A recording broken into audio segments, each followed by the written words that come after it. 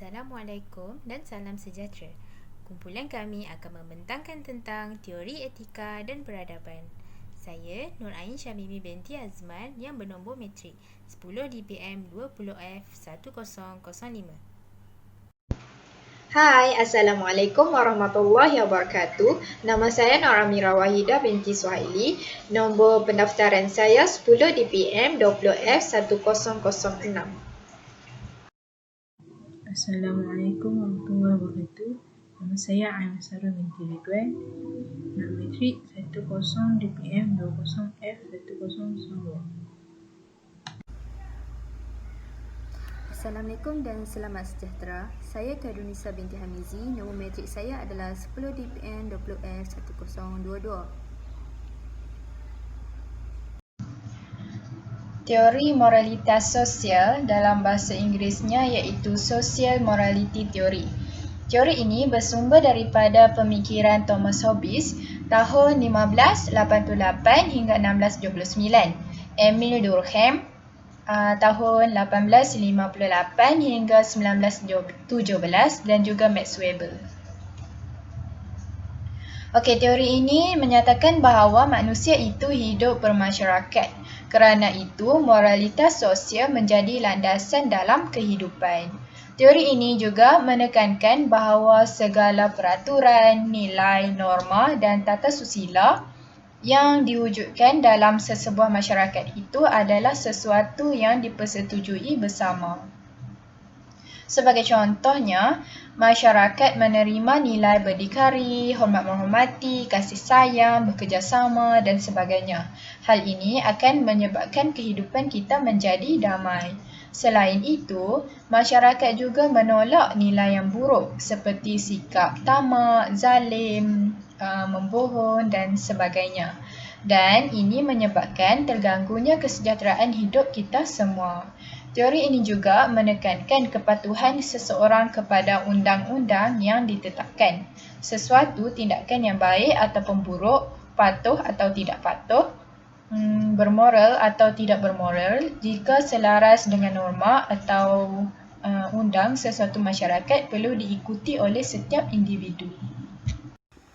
Seterusnya, saya akan meneruskan dengan teori kepribadian mulia. Okey, teori kepribadian mulia ini mula diperkenalkan dan dikemukakan oleh seorang tokoh yang bernama Aristotle.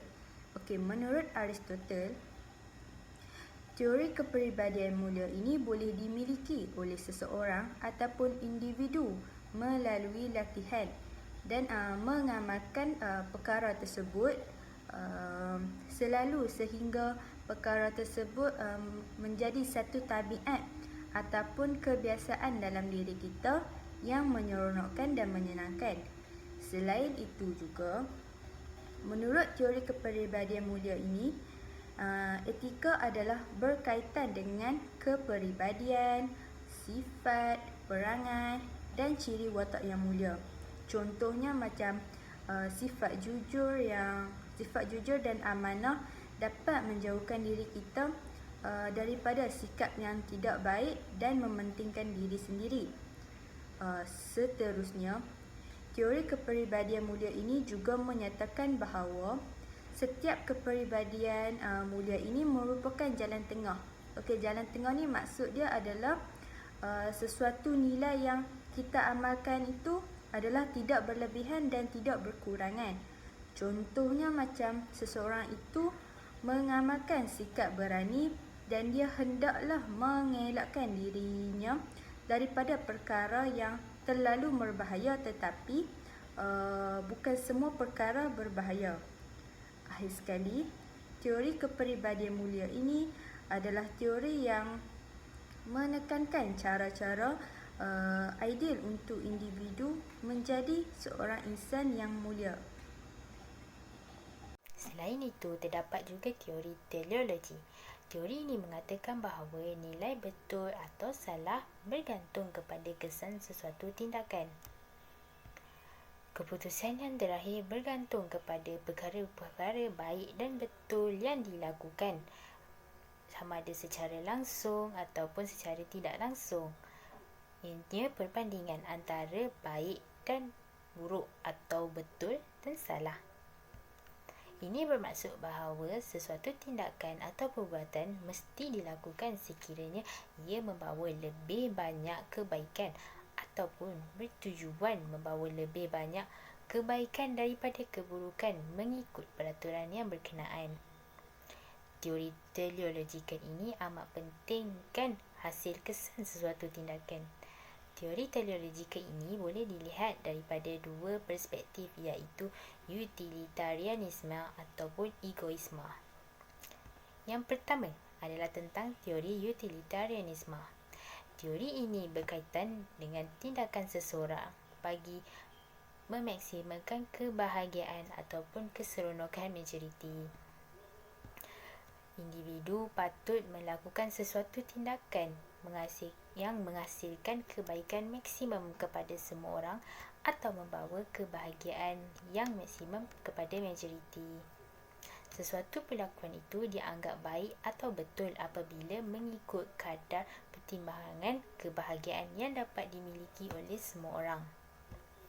Sebagai contoh, peperangan atau cara peperangan adalah dianggap wajar jika ia menghasilkan kebahagiaan dan kebaikan melebihi kesengsaraan dan penderitaan, kerana dalam situasi tertentu ianya dibenarkan melakukan perkara tidak baik demi mengelakkan berlakunya perkara yang lebih buruk. Misalnya, mendera orang yang bersalah atau menghukum orang yang bersalah kerana ianya takut akan melakukan kesalahan yang lebih besar seperti terdapatnya kerosakan yang lebih besar, kecurian, kejahatan dan kecelakaan.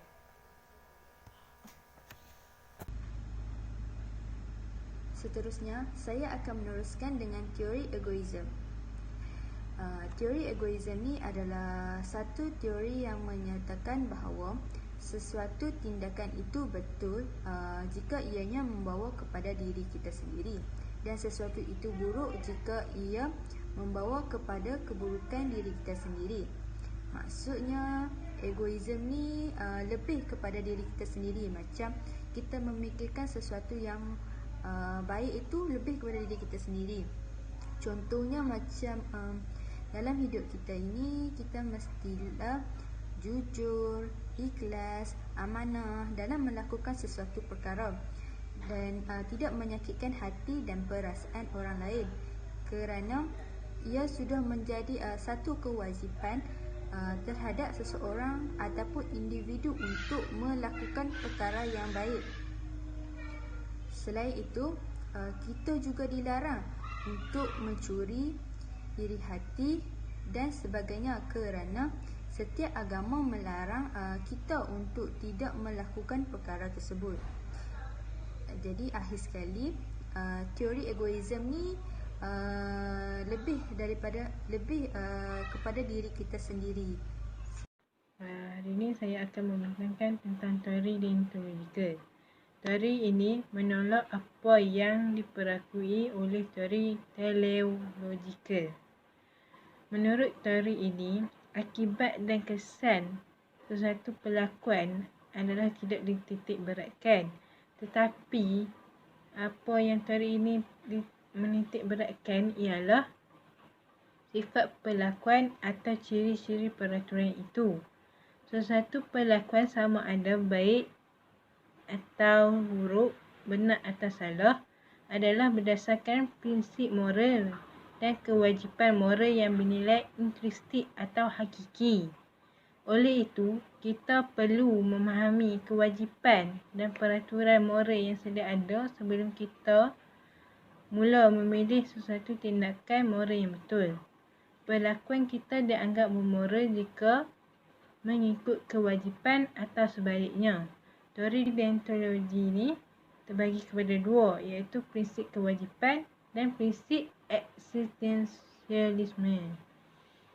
Prinsip kewajipan. Prinsip kewajipan dikemukakan oleh Immanuel Kant 1724 hingga 1804 yang menegaskan pelaksanaan tanggungjawab semata-mata kerana pelaksanaan itu merupakan satu tanggungjawab.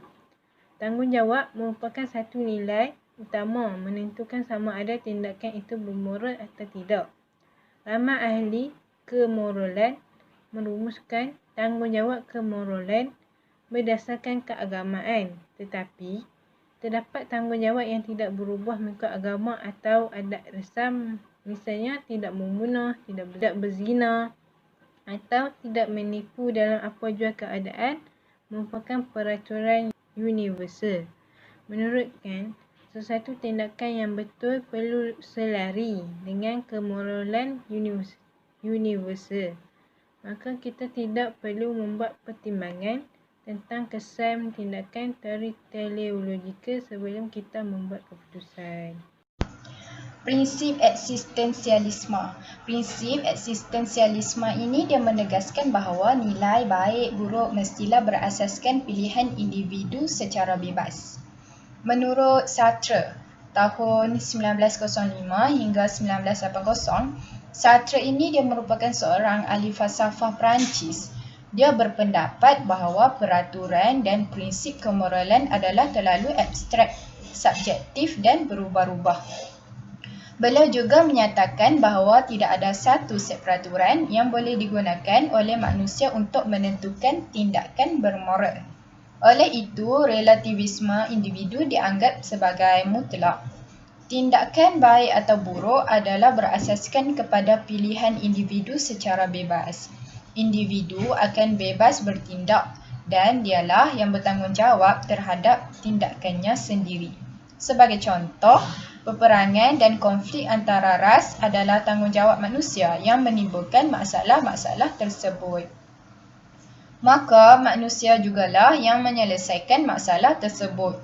Ini adalah kerana manusia perlu bertanggungjawab terhadap pertimbangan dan tingkah laku moralnya sendiri. Kesimpulannya, dijelaskan dalam teori-teori etika dan peradaban ini ialah sedakah kita bahawa teori-teori tersebut tidak berkonflik pada lahirnya. Namun, teori-teori ini dapat diselaraskan untuk menjadi sesuatu yang konsisten secara menyeluruh. Ini adalah kerana setiap teori menyatakan hanya sebahagian daripada kebenaran dan setiap teori tidak lengkap atau tidak memadai sebagai cara untuk mempertimbangkan moral yang terkandung dalam tindakan atau keputusan individu. Maka berakhirlah perbincangan kita pada topik ini. Saya sudahi dengan wabillahi taufiq wal hidayah. Assalamualaikum warahmatullahi wabarakatuh.